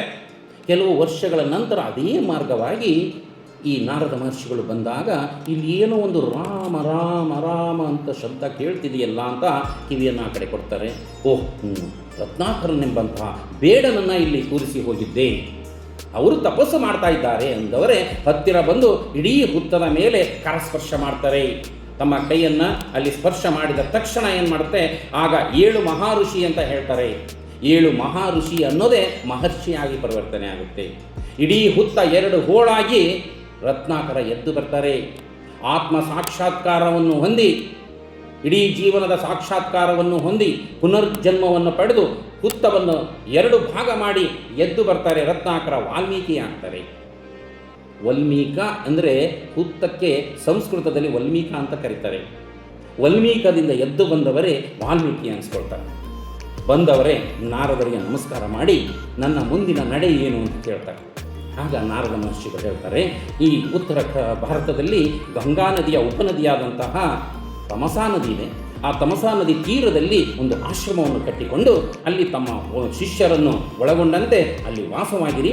ಮುಂದೆ ನೀವು ಜೀವನದ ಅತ್ಯುನ್ನತವಾದಂಥ ಉದ್ದೇಶವನ್ನು ಸಾಧಿಸುವುದು ಬಾಕಿ ಇರುತ್ತದೆ. ಆ ಸಾಧಿಸುವವರೆಗೂ ಸಹ ನೀವು ಅಲ್ಲಿ ಇರುವಂತರಾಗಿ ಅಂತ ಹೇಳ್ತಾರೆ. ಅದೇ ರೀತಿಯಲ್ಲಿ ಮಹರ್ಷಿ ವಾಲ್ಮೀಕಿಗಳು ಮುಂದೆ ತಮ್ಮ ಶಿಷ್ಯರನ್ನು ಒಳಗೊಂಡು ತಮಸಾ ನದಿ ತೀರದಲ್ಲಿ ಒಂದು ಆಶ್ರಮವನ್ನು ಕಟ್ಟಿಕೊಂಡು ಇರ್ತಾರೆ. ಕೆಲವು ವರ್ಷ ನಂತರ ನಾರದ ಮಹರ್ಷಿಗಳು ಅವರ ಆಶ್ರಮಕ್ಕೆ ಬರ್ತಾರೆ. ಬಂದಾಗ ಈ ಮಹರ್ಷಿ ವಾಲ್ಮೀಕಿಯವರು ಅವರೆಲ್ಲರಿಗೂ ಆ ನಾರದರಿಗೆ ಆತಿಥ್ಯವನ್ನು ನೀಡಿ ನಂತರ ಕೂತ್ಕೊಂಡು ಕೇಳ್ತಾರೆ, ನಾರದ ಮಹರ್ಷಿಗಳೇ, ವಸಿಷ್ಠರೇ, ತಾವುಗಳು ತ್ರಿಲೋಕ ಸಂಚಾರಿಗಳು. ಈ ಭೂಖಂಡದಲ್ಲಿ 16 ಗುಣಗಳ ಸದ್ಗುಣ ಸಂಪನ್ನನಾದಂತಹ ಒಬ್ಬ ವ್ಯಕ್ತಿಯನ್ನಾದರೂ ನೋಡಿದ್ದೀರಾ ಅಂತ ಹೇಳಿದಾಗ ಈ ನಾರದ ಮಹರ್ಷಿಗಳು ಈಗ ಶ್ರೀರಾಮಚಂದ್ರನ ಬಗ್ಗೆ ಸಂಕ್ಷಿಪ್ತವಾಗಿ ಹೇಳ್ತಾರೆ. ಸಂಪೂರ್ಣವಾದಂತಹ ರಾಮಾಯಣವನ್ನು ಹೇಳಲ್ಲ, ಸಂಕ್ಷಿಪ್ತವಾಗಿ ಹೇಳ್ತಾರೆ. ನಾನು ನಿಮಗೆ ಸ್ವಲ್ಪ ರಾಮಾಯಣದ ಪರಿಕಲ್ಪನೆಗಾಗಿ ಈ ಮಾತುಗಳನ್ನು ಸ್ವಲ್ಪ ವಿವರವಾದ ಅಂಶಗಳನ್ನು ನಾನು ಹೇಳ್ತಾ ಇದ್ದೇನೆ. ನಿಮಗೆ ಉತ್ತರ ಭಾರತದ ಕೋಶಲ ಸಾಮ್ರಾಜ್ಯ, ಸುಭಿಕ್ಷವಾದ ಸಾಮ್ರಾಜ್ಯ, ಅದರ ರಾಜಧಾನಿ ಅಯೋಧ್ಯೆ. ಅದರ ರಾಜ ಇಕ್ಷ್ವಾಕು ವಂಶದ ದಶರಥ ಮಹಾರಾಜ ಆಳ್ವಿಕೆ ನಡೆಸ್ತಿರ್ತಾರೆ. ಅವರಿಗೆ 3 ಹೆಂಡತಿಯರು, ಕೌಶಲ್ಯ, ಸುಮಿತ್ರ, ಕೈಕೇಯಿ. ಅವರಿಗೆ ಬಹಳಷ್ಟು ವರ್ಷ ಮಕ್ಕಳಾಗೋದಿಲ್ಲ. ಆಗ ಆಸ್ಥಾನದ ಪಂಡಿತ ಪಾಮರರು ಜ್ಯೋತಿಷಿಗಳು ಒಂದು ಸಲಹೆಯನ್ನು ಕೊಡ್ತಾರೆ ದಶರಥ ಮಹಾರಾಜರಿಗೆ. ದಕ್ಷಿಣದಲ್ಲಿ ಋಷ್ಯಶೃಂಗೇಶ್ವರ ಮುನಿಗಳಿದ್ದಾರೆ. ಅವರನ್ನು ಕರೆದುಕೊಂಡು ಬಂದು ಅಶ್ವಮೇಧ ಯಾಗ ಮತ್ತು ಪುತ್ರಕಾಮೇಷ್ಟಿ ಯಾಗವನ್ನು ಮಾಡಿ ನಿಮಗೆ ಒಳ್ಳೆಯದಾಗ್ತದೆ ಅಂತ ಹೇಳಿದಾಗ, ಆಗ ದಶರಥ ಮಹಾರಾಜರು ಅಯೋಧ್ಯೆಯಿಂದ ಈ ದಕ್ಷಿಣದ ಶೃಂಗಗಿರಿಗೆ, ಈಗಿನ ಶೃಂಗೇರಿಗೆ ಋಷ್ಯಶೃಂಗ ಮುನಿಗಳನ್ನು ಕರ್ಕೊಂಡು ಹೋಗಲಿಕ್ಕೆ ಬರ್ತಾರೆ. ಋಷ್ಯಶೃಂಗ ಮುನಿಗಳ ಬಗ್ಗೆ ಹೇಳಲೇಬೇಕು. ವಿಭಾಂಡಕ ಮುನಿಗಳ ಮಗ ಋಷ್ಯಶೃಂಗ ಮುನಿಗಳು. ವಿಭಾಂಡಕ ಮುನಿಗಳು ಬಹಳಷ್ಟು ಕೋಪಿಷ್ಠರು, ಬಹಳಷ್ಟು ವಿದ್ಯಾವಂತರು, ಅತಿಯಾದ ತಪಸ್ಸು ಗೈದಂಥ ವ್ಯಕ್ತಿ. ಅವರಿಗೆ ಇಂಥ ಋಷ್ಯಶೃಂಗ ಮುನಿಗಳು ಜನನವಾಗ್ತಾರೆ. ಅವರಿಗೆ ಒಂದು ಕೊಂಬು ಇರುತ್ತೆ, ಜಿಂಕೆಯ ಗರ್ಭದಲ್ಲಿ ಧರಿಸಿದಂಥ ವ್ಯಕ್ತಿ ಅವರು. ಅದರ ಬಗ್ಗೆ ಭಾಳಷ್ಟು ಸ್ಟೋರಿ ಇದೆ, ಮತ್ತೊಂದು ಸಾರಿ ಹೇಳೋಣ, ಮುಂದಿನ ವಿಡಿಯೋದಲ್ಲಿ ಹೇಳ್ತೀನಿ. ಆ ಋಷ್ಯಶೃಂಗ ಮುನಿಗಳು ಈಗಲೂ ಸಹ ಶೃಂಗೇರಿಯಿಂದ 8 ಕಿಲೋಮೀಟರ್ ದೂರದಲ್ಲಿರುವಂಥ ಕಿಗ್ಗ ಎಂಬಂಥ ಪ್ರದೇಶದಲ್ಲಿ ಒಂದು ಋಷ್ಯಶೃಂಗೇಶ್ವರ ದೇವಸ್ಥಾನ ಇದೆ. ಆ ಋಷ್ಯಶೃಂಗೇಶ್ವರ ದೇವಸ್ಥಾನದ ಈಶ್ವರ ಲಿಂಗದಲ್ಲಿ ಇದೇ ಋಷ್ಯಶೃಂಗ ಮುನಿಗಳು ಐಕ್ಯವಾಗಿದ್ದಾರೆ. ಆ ಈಶ್ವರ ಲಿಂಗದಲ್ಲಿ ಈಗಲೂ ಸಹ ಕೊಂಬನ್ನು ನೋಡಬಹುದು. ಅವರ ತಂದೆ ವಿಭಾಂಡಕ ಮುನಿಗಳು ಈ ಶೃಂಗೇರಿಯ ಶಾರದಾಂಬೆ ದೇವಸ್ಥಾನದ ಎದುರಿಗೆ ಒಂದು ದೊಡ್ಡ ಈಶ್ವರಲಿಂಗ ದೇವಸ್ಥಾನ ಇದೆ, ಅಲ್ಲಿ ಮಲಹಾನಿಕರೇಶ್ವರ ದೇವಾಲಯ ಅಂತಾರೆ. ಆ ವಿಭಾಂಡಕ ಮುನಿಗಳು ಇಲ್ಲಿ ಐಕ್ಯವಾಗಿದ್ದಾರೆ. ಈ ಋಷ್ಯಶೃಂಗ ಮುನಿಗಳಿಂದನೇ ಆ ಇಡೀ ಆ ಪ್ರದೇಶಕ್ಕೆ ಶೃಂಗೇರಿ ಅನ್ನುವಂಥ ಹೆಸರು ಬಂದಿತ್ತು. ಬಹಳಷ್ಟು ಪ್ರಭಾವಿತವಾದಂಥ ವ್ಯಕ್ತಿ ವಿಭಾಂಡಕ ಮುನಿಗಳು. ತಮ್ಮ ಎಲ್ಲ ವಿದ್ಯೆಯನ್ನು ಕಾಡಿನಲ್ಲಿ ಇದ್ದುಕೊಂಡು ಅವರಿಗೆ ದಾರೆ ಎರೀತಾರೆ. ಮನುಷ್ಯರ ಸಂಪರ್ಕವೇ ಇಲ್ಲದಂತೆ ಆ ಋಷ್ಯಶೃಂಗ ಮುನಿಗಳನ್ನು ಸಾಕಿರ್ತಾರೆ. ಅಂತಹ ಮಹಾನ್ ವ್ಯಕ್ತಿ ಋಷ್ಯಶೃಂಗ ಮುನಿಗಳು. ಅವರು ಈಗಲೂ ಸಹ ಅದು ಪ್ರಭಾವ ಇದೆ. ರಾಜ ಮಹಾರಾಜರು, ವಿಜಯನಗರ ಸಾಮ್ರಾಜ್ಯದ ಅರಸರು ಮತ್ತು ಮೈಸೂರು ಒಡೆಯರು, ಹೈದರಾಲಿ, ಟಿಪ್ಪುವರಿಂದ ಹಿಡಿದು ಎಲ್ಲ ರಾಜರು ಸಹ ಯುದ್ಧಕ್ಕೆ ಹೋಗಬೇಕು ಅಂದರೆ ಇದೇ ಋಷ್ಯಶೃಂಗ ಮುನಿಗಳ ಆಸ್ಥಾನವಾದಂಥ ಶೃಂಗಗಿರಿಗೆ ಬಂದು, ಕಿಗ್ಗಕ್ಕೆ ಬಂದು ಹೋಮ ಹವನ ಯಾಗ ಮಾಡಿ ನಂತರ ಯುದ್ಧಕ್ಕೆ ಹೋಗ್ತಿದ್ದರು. ಈಗಲೂ ಸಹ ರಾಜ್ಯಕ್ಕೆ ಏನಾದರೂ ಬರಗಾಲ ಬಂದರೆ, ಪ್ರವಾಹ ಬಂದರೆ ಮುಖ್ಯಮಂತ್ರಿಗಳು ಮತ್ತು ಉಪಮುಖ್ಯಮಂತ್ರಿಗಳು, ರಾಜಕೀಯ ವ್ಯಕ್ತಿಗಳು ಬಂದು ಇಲ್ಲಿ ಇದೇ ಶೃಂಗಗಿರಿಯಲ್ಲೇ ಹೋಮ ಹವನ ಯಾಗ ಮಾಡಿದ ನಂತರ ಇಡೀ ರಾಜ್ಯದಲ್ಲಿ ಮಳೆ ಆಗ್ತದೆ, ಪ್ರವಾಹ ಇದ್ದರೆ ಪ್ರವಾಹ ಕಡಿಮೆ ಆಗ್ತದೆ. ಅಷ್ಟು ಪ್ರಭಾವ ಇರುವಂಥದ್ದು ಈ ಋಷ್ಯಶೃಂಗ ಮುನಿಗಳ ಆ ಒಂದು ಸ್ವಸ್ಥಾನದಲ್ಲಿ. ಈ ಋಷ್ಯಶೃಂಗ ಮುನಿಗಳನ್ನು ಅಲ್ಲಿಗೆ ಕರೆಸ್ತಾರೆ, ಅಯೋಧ್ಯೆಗೆ ಕರೆಸಿದಾಗ ಇವರು ಹೋದ ಮೇಲೆ ಅಲ್ಲಿ ಅಶ್ವಮೇಧ ಯಾಗ, ಪುತ್ರಕಾಮೇಷ್ಟಿ ಯಾಗವನ್ನು ಮಾಡಿ ಅದರಲ್ಲಿ ಬಂದಂಥ ಪಾಯಸವನ್ನು 3 ಹೆಂಡತಿಯರಿಗೆ ಕೊಟ್ಟಾಗ ಕೌಶಲ್ಯಗೆ ಶ್ರೀರಾಮ, ನಂತರ ಸುಮಿತ್ರೆಗೆ ಲಕ್ಷ್ಮಣ ಮತ್ತು ಶತ್ರುಘ್ನ ಅವಳಿ ಮಕ್ಕಳು, ನಂತರ ಕೈಕೇಯಿಗೆ ಭರತ ಜನಿಸ್ತಾರೆ. ನಂತರ ಮುಂದುವರೆದ ಭಾಗವಾಗಿ ಕೈಕೇಯಿ ಮತ್ತು ಮಂಥರೆ ಇಬ್ಬರು ಸೇರಿಕೊಂಡು ಈ ಒಂದು ತನ್ನ ಮಗನಿಗೆ ಸಿಂಹಾಸನ ಸಿಗಬೇಕು, ಅವನೇ ರಾಜನಾಗಬೇಕು ಅಂತ ಕುಯುಕ್ತಿ, ಮೋಸ, ಸ್ವಾರ್ಥದಿಂದ ದಶರಥನಿಂದ ಮಾತು ತಗೊಂಡು ಶ್ರೀರಾಮನನ್ನು 16 ವರ್ಷ ವನವಾಸಕ್ಕೆ ಕಳಿಸ್ಬೇಕಾಗುತ್ತೆ. ಆಗ 14 ವರ್ಷ ವನವಾಸಕ್ಕೆ ಹೋಗಬೇಕಾದ್ರೆ ಸೀತಾ ಮತ್ತು ಲಕ್ಷ್ಮಣ ಅವರೂ ಸಹ ಹೋಗಬೇಕಾಗುತ್ತೆ. ಈ ರೀತಿಯಲ್ಲಿ ಅವರು ವನವಾಸ ಸ್ಟಾರ್ಟ್ ಆಗುತ್ತೆ. ವನವಾಸ ಸ್ಟಾರ್ಟ್ ಆದಮೇಲೆ ಅಲ್ಲಿ ಮತ್ತೆ ವಾನರ ಸಖ್ಯ ಬೆಳೀತಾ, ಹನುಮಂತ ಸುಗ್ರೀವ ವಾನರ ಸಖ್ಯ ಆಗುತ್ತೆ. ನಂತರ ಅವರೊಂದಿಗೆ ರಾಮ ರಾವಣರ ಯುದ್ಧ ಆಗುತ್ತೆ. ನಂತರ ಇಲ್ಲಿ ಪಟ್ಟಾಭಿಷೇಕ ನಡೀತದೆ ಬಂದ ಮೇಲೆ. ಇಷ್ಟು ರಾಮಾಯಣದ ಸ್ವಲ್ಪ ಪರಿಕಲ್ಪನೆ. ಇನ್ನೂ ಸಾಕಷ್ಟಿದೆ, ನಾನು ಸ್ವಲ್ಪದಂಥ ಪರಿಕಲ್ಪನೆಯನ್ನು ತಮಗೆ ಕೊಡುತ್ತಿದ್ದೇನೆ. ಇದನ್ನು ಅವರು ನಾರದರು ಮಹರ್ಷಿ ವಾಲ್ಮೀಕಿಗೆ ಸಂಪೂರ್ಣ ರಾಮಾಯಣ ಹೇಳಲಿಲ್ಲ, ಸಂಕ್ಷಿಪ್ತವಾಗಿ ಹೇಳಿದರು. ನಂತರ ಇದನ್ನೇ ಮನಸ್ಸಿನಲ್ಲಿ ಇಟ್ಕೊಂಡಂತಹ ಮಹರ್ಷಿ ವಾಲ್ಮೀಕಿಗಳು ಈ ಒಂದು ಭೂಮಂಡಲದಲ್ಲಿ 16 ಗುಣಗಳ ಸದ್ಗುಣ ಸಂಪನ್ನ ವ್ಯಕ್ತಿ ಇದ್ದಾನೆ ಅನ್ನುವಂತಹ ಅಂಶ ಯಾವಾಗ ಅವರಿಗೆ ಮನಸ್ಸಿಗೆ ಬಂತು, ಅದೇ ಗುಂಗಿನಲ್ಲಿರ್ತಾರೆ, ಅದೇ ಮನಸ್ಸಿನಲ್ಲಿ ಪದೇ ಪದೇ ಕಾಡ್ತಾ ಇರುತ್ತೆ. ಬೆಳಗ್ಗೆ ತನ್ನ ಶಿಷ್ಯ ಭಾರದ್ವಾಜನೊಂದಿಗೆ ನದಿ ತೀರಕ್ಕೆ ಹೋಗ್ತಾನೆ, ತಮಸ ನದಿ ತೀರಕ್ಕೆ ಸ್ನಾನವನ್ನು ಮಾಡ್ತಾ ಇರ್ತಾರೆ. ಸ್ನಾನ ಮಾಡಿ ಅವರು ತೀರಕ್ಕೆ ಬಂದಾಗ ಇಡೀ ವಾತಾವರಣ ಭಾಳಷ್ಟು ತಂಪಾದ ವಾತಾವರಣ, ಜುಳು ಜುಳು ನದಿ ಹರಿಯುವಂಥ ಶಬ್ದ, ಹಕ್ಕಿಗಳ ಕಲರವ ಭಾಳಷ್ಟು ಚೆನ್ನಾಗಿ ಕಾಣಿಸುತ್ತೆ. ಆಗ ಅವರು ಮರದ ಕೊಂಬೆಯ 2 ಕ್ರೌಂಚ ಪಕ್ಷಿಗಳು ಆಡುತ್ತಿರುವುದು ಅವರಿಗೆ ಕಣ್ಣಿಗೆ ಬೀಳುತ್ತೆ. ಭಾಳಷ್ಟು ಚಿನ್ನಾಟ ಆಡ್ತಿರ್ತವೆ, ಸಂತೋಷದಾಯಕವಾಗಿರ್ತವೆ, ಮಿಥುನದಲ್ಲಿ ತೊಡಗಿರ್ತವೆ. ಅದನ್ನು ವಿಶ್ವಪ್ರೇಮದ ಮೂಲಕ ನೋಡ್ತಾ ಇರಬೇಕಾದ್ರೆ ಬೇಡನ ಬಾಣವೊಂದು ಆ ಗಂಡು ಪಕ್ಷಿಯ ಎದೆಗೆ ಚುಚ್ಚಿಬಿಡುತ್ತೆ. ಚುಚ್ಚಿದ ತಕ್ಷಣವೇ ಚೀರಾಟ ಶುರುವಾಗಿ ಅದು ವಿಲ ಒದ್ದಾಡ್ತಾ ಕೆಳಗೆ ಬಿದ್ದುಬಿಡುತ್ತೆ ರಕ್ತಸಿಕ್ತವಾಗಿ. ಅದರ ಜೊತೆಗೆ ಹೆಣ್ಣು ಪಕ್ಷಿಯೂ ಸಹ ಅದರ ಜೊತೆಗೇ ಸಹ ಸುತ್ತರಿತಾ ಕೆಳಗೆ ಬೀಳುತ್ತೆ. ಅನೇಕ ಪಕ್ಷಿಗಳ ಗೋಗರಿಯುವಂತಹ, ಚೀರಾಡುವಂತಹ ಚೀತ್ಕಾರನಾದ ಈ ಋಷಿಗಳೆಲ್ಲ ನೋಡ್ತಾರೆ. ಅನುಕಂಪದ ಅಲೆ ಒಡೆದು ಅದು ಕೋಪವಾಗಿ ಪರಿವರ್ತನೆ ಆಗಿಬಿಡುತ್ತೆ. ಇತ್ತ ಬೇಡನನ್ನು ನೋಡಿಬಿಡ್ತಾರೆ.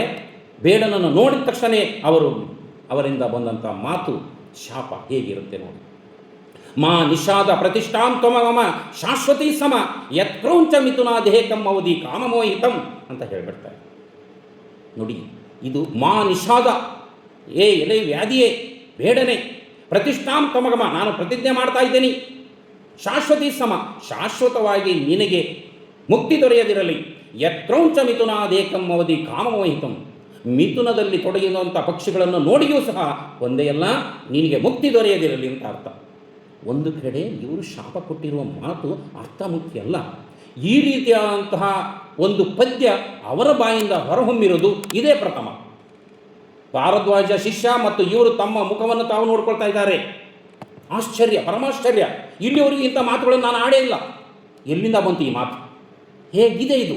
32 ಅಕ್ಷರದಿಂದ ಕೂಡಿದ 2 ಸಾಲು ಅಷ್ಟೇ ಅಲ್ಲ, ಗದ್ಯ ರೂಪದಲ್ಲೂ ಇಲ್ಲ, ಅದು ಪದ್ಯ ರೂಪದಲ್ಲಿದೆ, ಪ್ರಾಸಬದ್ಧವಾಗಿದೆ, ತಂತ್ರಿ ಲಯಗಳಿಂದ ಕೂಡಿದೆ, ಛಂದೋಬದ್ಧವಾಗಿದೆ ಅಂತಹದ್ದು. ಆಮೇಲೆ ವೀಣೆಯ ತಂತಿಯ ಝೇಂಕಾರಕ್ಕೆ ಹೊಂದಿಕೆಯಾಗುವಂತಿದೆ. ಆ ರೀತಿಯಾದಂಥದ್ದು ಆ ಮಾತು. ಮಾ ನಿಷಾದ ಪ್ರತಿಷ್ಠಾಂ ತ್ವಮಗಮ ಶಾಶ್ವತೀ ಸಮ ಯತ್ಕ್ರೌಂಚ ಮಿಥುನಾ ದೇಹಕಂ ಅವಧಿ ಕಾಮಮೋಹಿತಂ ಇಂಥ ಮಾತು ಬಹಳ ಆಶ್ಚರ್ಯ ಆಗಿಬಿಡ್ತದೆ. ನಂತರ ಬೇಡ ಬಂದು ಇವರ ಕಾಲು ಹಿಡ್ಕೊಳ್ತಾನೆ. ಇದು ಶಾಪ ಅಂತ ಗೊತ್ತಾಗ್ಬಿಡ್ತು. ಒಂದು ಕಡೆ ಬಿ ಎಲ್ ವೇಣು ಅಂತ ಆ ಇತಿಹಾಸಕಾರ ಹೇಳ್ತಾನೆ, ಅರಿಷಡ್ವರ್ಗಗಳನ್ನು ಜಯಿಸಿದಂತಹ ಒಬ್ಬ ಮಹರ್ಷಿ ತಾಳ್ಮೆಗೆಟ್ಟರ ಅಂತ ಕೇಳ್ತಾನೆ. ತಕ್ಷಣ ಅವರಿಗೆ ಅರಿವಾಗುತ್ತೆ ತಪ್ಪಿನ ಅರಿವು. ಏನು ತಪ್ಪಿನ ಅರಿವು? ಏನೂ ಅರಿಯದ ತನ್ನ ಆ ಬೇಟೆಗಾಗಿ ಬಂದಂಥ ಬೇಡ ಅವನ ಪಕ್ಷಿಯನ್ನು ಕೊಂದ. ನಾನು ಎಲ್ಲ ಅರಿವಿರುವಂಥವನು, ಅರಿಷಡ್ವರ್ಗಗಳನ್ನು ಜಯಿಸಿದವನು, ನಾನು ಇವನನ್ನು ಕೊಲ್ತಾ ಇದ್ದೇನಲ್ಲ, ಇದು ಎಷ್ಟು ನ್ಯಾಯ ಅನ್ನೋ ತಕ್ಷಣ ಅರಿವಾಗ್ತದೆ. ಆ ಶಾಪವನ್ನು ಶೋಕವನ್ನಾಗಿ ಸ್ವೀಕರಿಸ್ತಾರೆ, ಪರಿವರ್ತನೆ ಮಾಡ್ತಾರೆ, ಶಾಪವನ್ನು ವಾಪಸ್ ತಗೊಳ್ತಾರೆ. ಇದೆಲ್ಲ ಘಟನೆಗಳು ತಮ್ಮ ಮನಸ್ಸಿನಲ್ಲೇ ಗಾಢವಾದ ಪ್ರಭಾವ ಬೀರ್ತವೆ. ಅದೇ ಮನಸ್ಸಿನಲ್ಲಿ ಕೊರಗ್ತಾ ಇರುತ್ತೆ. ನಂತರ ಆಶ್ರಮಕ್ಕೆ ಬರ್ತಾರೆ. ಬಂದ ತಕ್ಷಣ ಬ್ರಹ್ಮದೇವರ ಆಗಮನವಾಗುತ್ತೆ. ಬ್ರಹ್ಮದೇವರು ಬಂದವರು ಋಷಿಮುನಿಗಳ ಆತಂಕ, ಮನಸ್ಸಿನ ತುಮುಲಗಳನ್ನು ಕಂಡು ಹೇಳ್ತಾರೆ, ಮಹರ್ಷಿಗಳೇ, ಕಾರ್ಯಾನುಕಾರಣ ಸಂಬಂಧವಿಲ್ಲದೆ ಯಾವುದೇ ಘಟನೆಗಳು ಜರುಗದು ಈ ವಿಶ್ವದಲ್ಲಿ. ನೋಡಿದಿರಾ, ನೀವು ಮಾತನಾಡಿರುವಂಥ ಶಾಪ ಅಥವಾ ಶೋಕ, ಆ ಎಲ್ಲ ಮಾತನ್ನು ಆಡಿಸಿದವನು ನಾನೇ, ನಿಮ್ಮ ಬಾಯಿಂದಲೇ ಆಡಿಸಿದವನು ನಾನೇ. ಇದು ಸಾಮಾನ್ಯ ಶೋಕವಲ್ಲ, ಸಾಮಾನ್ಯ ಶಾಪವೂ ಅಲ್ಲ, ಇದು ಶ್ಲೋಕ, ವಿಶ್ವದ ಪ್ರಥಮ ಶ್ಲೋಕ. ಇದು ವಿಶ್ವದ ಪ್ರಥಮ ಶ್ಲೋಕವನ್ನು ಆಡಿದ ತಾವು ಪ್ರಥಮ ಕವಿ, ವಿಶ್ವದ ಪ್ರಥಮ ಕವಿ, ಆದಿಕವಿ ಅಂತ ಹೇಳಿ ಇದಕ್ಕೆ ನನ್ನದೇ ಆದ ಅರ್ಥವನ್ನು ಮಂಗಳಾಶೀರ್ವಾದವಾಗಿ ನೀಡುತ್ತಾ ಇದ್ದೇನೆ. ಏನಂತ ಮಂಗಳಾಶೀರ್ವಾದ ಈ ಶ್ಲೋಕಕ್ಕೆ ಅರ್ಥವನ್ನು ಕೊಟ್ಟವರು? ರಾವಣ ಮಂಡೋದರಿ ಎಂಬ ರಾಕ್ಷಸಾದಿಗಳನ್ನು ಕೊಂದ ಶ್ರೀರಾಮನೆಂಬ ಬೇಡನು ಅಥವಾ ಬೇಡನೆಂಬ ಶ್ರೀರಾಮನು ಇಡೀ ವಿಶ್ವದಲ್ಲಿ ಶಾಶ್ವತವಾಗಿ ಬಾಳುವಂಥವನಾಗುತ್ತಾನೆ. ರಾವಣ ಮಂಡೋದರಿಗಳೆಂಬ ರಾಕ್ಷಸಾದಿಗಳನ್ನು ಕೊಂದಂತಹ ಬೇಡನೆಂಬ ಶ್ರೀರಾಮ ಇಡೀ ವಿಶ್ವದಲ್ಲಿ ಶಾಶ್ವತವಾಗಿ ಬಾಳುವಂಥವನಾಗುತ್ತಾನೆ ಅಂತ ಮಂಗಳಾಶೀರ್ವಾದವಾಗಿ ಅದಕ್ಕೆ ಬೇರೆ ಅರ್ಥವನ್ನೇ ಕೊಟ್ಟು ಮಹರ್ಷಿಗಳನ್ನು ಕುರಿತು ಮುಂದುವರಿಸ್ತಾನೆ ನೋಡಿ. ಇದು ಪ್ರಥಮ ಶ್ಲೋಕ. ಈ ಶ್ಲೋಕದಿಂದ ಆರಂಭಿಸಿ ಶ್ರೀ ಮೂಲ ರಾಮಾಯಣವನ್ನು ನೀವು ರಚಿಸುವಂಥವರಾಗ್ತೀರಿ. ಇಂತಹ 24,000 ಶ್ಲೋಕಗಳನ್ನು ರಚಿಸುವಂಥವರಾಗ್ತೀರಿ. ನೀವು ರಚಿಸುವಂಥ ಈ ಮುದ್ರಾಮಾಯಣ ಯಾವುದೇ ಕವಿಕಲ್ಪನೆ ಇರುವುದಿಲ್ಲ, ಉತ್ಪ್ರೇಕ್ಷೆ ಇರುವುದಿಲ್ಲ. ನಿಮ್ಮ ಮುಂದೆ ಪ್ರತಿಯೊಂದು ಘಟನೆಗಳು ಬರ್ತಾ ಹೋಗ್ತವೆ, ನೀವು ಬರಿತಾ ಹೋಗ್ತೀರಿ. ಅವರ ಚಿತ್ರಪಟಗಳನ್ನು ನೋಡಿರ್ಬೋದು. ಅವರು ಎಲ್ಲಿ ಬರಿತಾರೋ ಆ ಕಡೆ ಅವರು ನೋಡ್ತಾ ಇಲ್ಲ, ನೋಡ್ತಾ ಇರುವುದು ಆ ಪ್ರತಿಯೊಂದು ಘಟನೆಗಳು ಬಂದು ಹೋಗುವಂಥದ್ದನ್ನು ಬರಿತಿರುವುದು ಕೈಯಲ್ಲಿ. ಇಂತಹ ವಿಶಿಷ್ಟ ಶಕ್ತಿಯನ್ನು ನಿಮಗೆ ನಾನು ದಯಪಾಲಿಸುತ್ತಿದ್ದೇನೆ. ನೀವು ಬರೆಯುವಂಥರಾಗಿ ಈ ಬರೆಯುವಂಥ ಪುಣ್ಯಕಾವ್ಯ, ಮಹಾಕಾವ್ಯ ಅಚಂದ್ರಾರ್ಕವಾದುದು.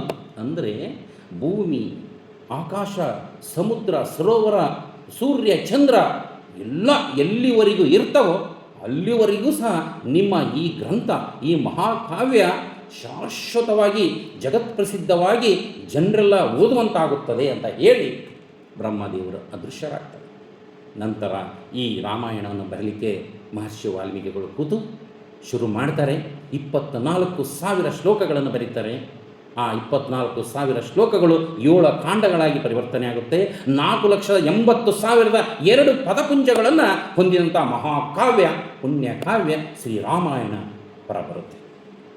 ಅಷ್ಟೇ ಅಲ್ಲ, ಈ ರಾಮಾಯಣವನ್ನು ಮುಂದೆ ಲವಕುಶರಿಂದ ಹಾಡಿಸ್ತಾರೆ.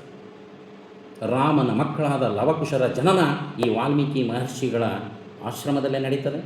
ಅವರ ಬಾಲ್ಯದಲ್ಲಿ ಇವರು ಹಾಡಿನ ರೂಪದಲ್ಲಿ ಇಡೀ ರಾಮಾಯಣವನ್ನು ರಾಮನ ಮಕ್ಕಳಿಗೆ ಹೇಳ್ಕೊಡ್ತಾರೆ. ಇದನ್ನು ನೋಡಿದಂಥ ಬುಧ ಕೌಶಿಕ ಮುನಿಗಳು ಇವರ ಬಗ್ಗೆ ಹೇಳ್ತಾರೆ. ಕೂಜಂತಂ ರಾಮ ರಾಮೇತಿ ಮಧುರ ಮಧುರಾಕ್ಷರಂ ಅರ್ಹ್ಯ ಕವಿತಾಶಾಕಂ ಒಂದೇ ವಾಲ್ಮೀಕಿ ಕೋಕಿಲಂ ಅಂತ ಹೇಳ್ತಾರೆ. ಕವಿತಾಶಾಕಂ, ಕವಿತೆ ಎಂಬಂತಹ ಶಾಖೆ ಮೇಲೆ ಕೂಜಂತಂ ಕೂತಿರುವಂತಹ ಕೋಗಿಲೆ ಎಂಬಂತಹ ಮಹರ್ಷಿಗಳೇ, ವಾಲ್ಮೀಕಿ ಮಹರ್ಷಿಗಳಾದಂಥ ಕೋಗಿಲೆಯ ಕಂಠದ ವಾಲ್ಮೀಕಿ ಮಹರ್ಷಿಗಳೇ ರಾಮ ರಾಮ ಎಂದು ಸುಂದರವಾದ ಮಧುರವಾದ ಅಕ್ಷರಗಳಿಂದ ಮಧುರವಾಗಿ ಹಾಡುತ್ತಿರುವಂತಹ ಕೋಗಿಲೆ ಎಂಬ ಮಹರ್ಷಿಗೆ ನಮ್ಮ ವಂದನೆಗಳು, ನಮಸ್ಕಾರಗಳು ಅಂತ ಹೇಳ್ತಾರೆ. ಬುಧ ಕೌಶಿಕ ಮುನಿ ಹೇಳುವಂಥದ್ದು. ಕೂಜಂತಂ ರಾಮ ರಾಮೇತಿ ಮಧುರ ಮಧುರಾಕ್ಷರಂ ಅರಿಹ ಕವಿತಾಶಾಕಂ ಒಂದೇ ವಾಲ್ಮೀಕಿ ಕೋಕಿಲಂ ಅಂತ. ಇಂಥ ಮಾತು ಅಷ್ಟು ಚೆನ್ನಾಗಿ ಹಾಡ್ತಾ ಇದ್ರು ಕೋಗಿಲೆ ಕಂಠವರು. ಇನ್ನು ಮಹರ್ಷಿ ವಾಲ್ಮೀಕಿಗಳ ಅಂತ್ಯವನ್ನು ನೋಡಬೇಕು, ಅದ್ಭುತ. ಅವರ ಅಂತ್ಯ ಹೇಗಿತ್ತು ಅಂತ ಮಹಾಮಹಿಮರ ಅಂತ್ಯದಲ್ಲೇ ಗೊತ್ತಾಗ್ತದೆ ಅವರ ಪವಾಡ ಅಂತ. ಅಂಥ ಮಹಾಪುರುಷರ ಮಹಿಮೆ ಗೊತ್ತಾಗೋದು ಅವರ ಅಂತ್ಯದಲ್ಲಿ ಅಂತಾರೆ. ಹಾಗೆ ಇವ್ರದ್ದು ಸಹ ಅಂತ್ಯ ಗೊತ್ತಾಗೋದು ಅವರ ಪವಾಡ. ಅವರ ಅಂತ್ಯ ಹೇಗೆ ಯಾವಾಗ ಬರುತ್ತೆ ಅಂತ ಅವರಲ್ಲಿ ಗೊತ್ತಾಗುತ್ತಂತೆ. ಮಹಾಮಹಿಮರಿಗೆ, ಮಹಾತ್ಮರಿಗೆ ತಮ್ಮ ಅಂತ್ಯ ಯಾವಾಗ ಬರುತ್ತೆ ಅಂತ ಅವರಿಗೆ ಗೊತ್ತಿರುತ್ತೆ. ಹಾಗೆ ಈಗೂ ಸಮೀಪಿಸ್ತಾ ಬಂತು. ಆಗ ಎಲ್ಲ ಶಿಷ್ಯರನ್ನು ಕರೀತಾರೆ. ಭಾರದ್ವಾಜನೂ ಇರ್ತಾನೆ. ಹೇಳ್ತಾರೆ, ಪ್ರತ್ಯೇಕವಾದ ಒಂದು ಕುಟೀರವನ್ನು ಕಟ್ಕೊಳ್ತಾರೆ. ಆ ಕುಟೀರದಲ್ಲಿ ನಾನು ತಪಸ್ಸನ್ನು ಗೈತೀನಿ, ನಾಮೋಚ್ಚಾರಣೆ ರಾಮತಾರಕ ಮಂತ್ರವನ್ನು ನಾನು ಉಚ್ಚರಿಸ್ತಾ ನಾನು ತಪಸ್ಸಿಗೆ ಕೂರ್ತೇನೆ ಅಂತ ಹೇಳ್ತಾರೆ. ನೀವು 2 ವರ್ಷಗಳ ಕಾಲ ನಾನು ತೆಗೆದುಕೊಳ್ಳುವಂಥದ್ದು ಅಲ್ಪಾಹಾರ, ಇನ್ನು 2 ವರ್ಷಗಳ ದ್ರವಾಹಾರ ತಗೊಳ್ತೀನಿ, ನೀರಷ್ಟೇ. ಇನ್ನು 2 ವರ್ಷ ನಿರಾಹಾರ, ಯಾವುದೇ ಆಹಾರವಿಲ್ಲದೆ ನಾನು ತಪಸ್ಸು ಗೈತೀನಿ ಅಂತ ಹೇಳ್ತಾರೆ. ಅದೇ ರೀತಿಯಲ್ಲಿ ಪ್ರತ್ಯೇಕವಾದ ಕುಟೀರದಲ್ಲಿ ತಪಸ್ಸು ಗೈಲಿಕ್ಕೆ ಶುರು ಮಾಡ್ತಾರೆ.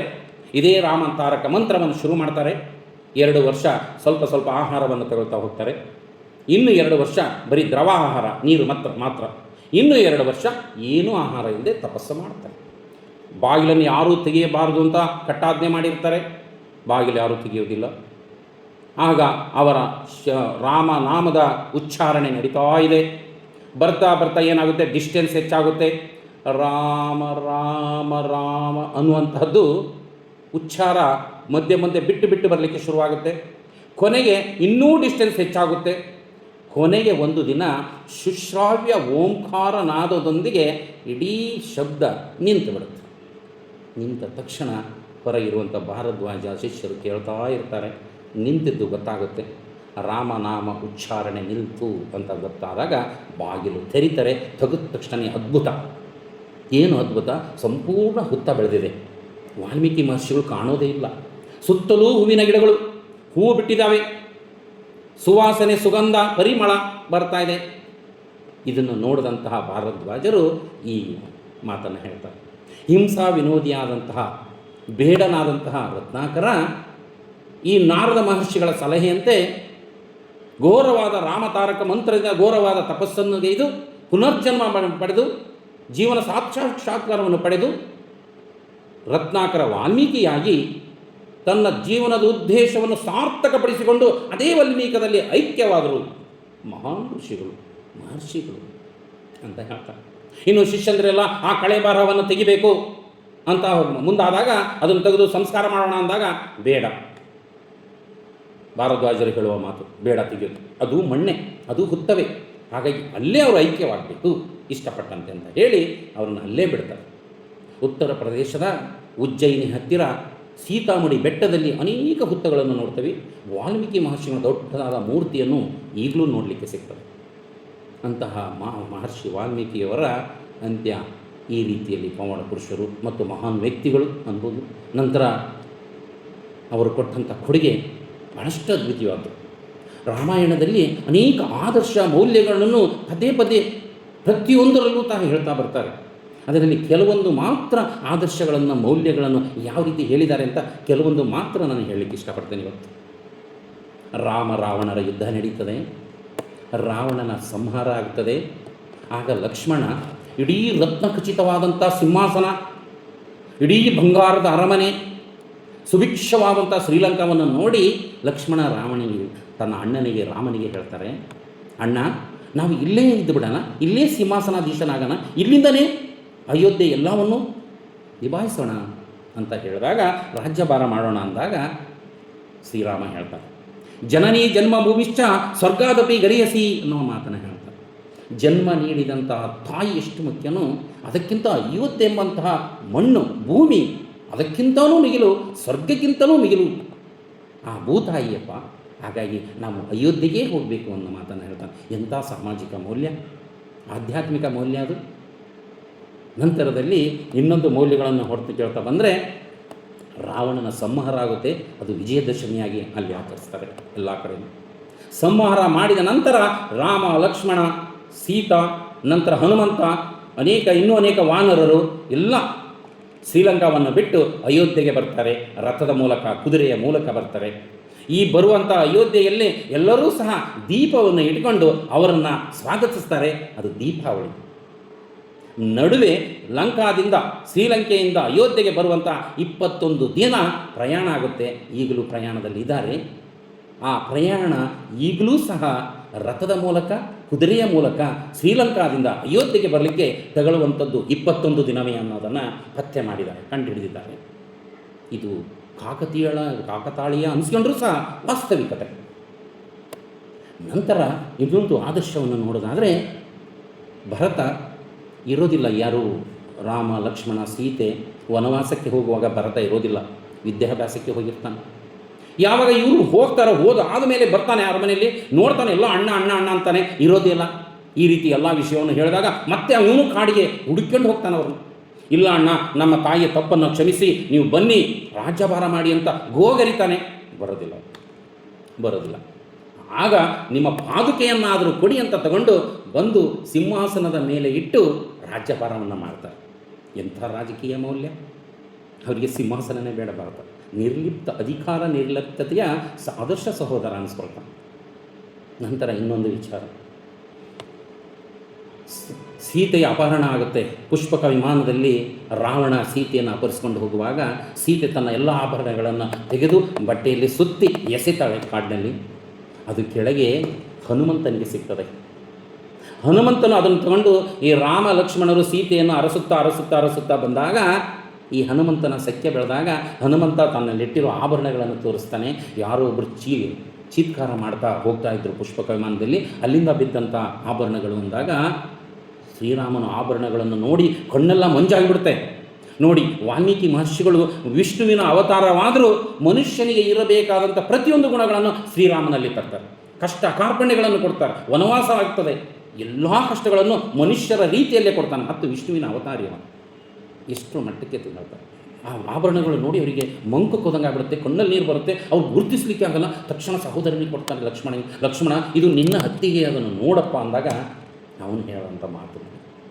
ಅಲ್ಲಿ ಕೊರಳಿನ ಹಾರ ಇರುತ್ತೆ, ಮತ್ತು ಸೊಂಟಕ್ಕೆ ಆಗುವಂಥ ಆಭರಣ ಇರ್ತದೆ, ಕಾಲುಂಗರ ಇರ್ತದೆ, ಕಾಲು ಬಳೆ ಇರ್ತದೆ. ಆಗ ಅವನೆಲ್ಲ ನೋಡಿದವನೇ, ಅಣ್ಣ ಈ ಕಾಲು ಉಂಗುರ ಮತ್ತು ಕಾಲು ಬಳೆ ಮಾತ್ರ ನಾನು ಗುರುತಿಸಬಲ್ಲೆ, ಇದು ನನ್ನ ಅತ್ತಿಗೆಯದೇ ಅಂತ ಹೇಳ್ತಾನೆ. ನನ್ನ ಅತ್ತಿಗೆಯದೇ ಇದು.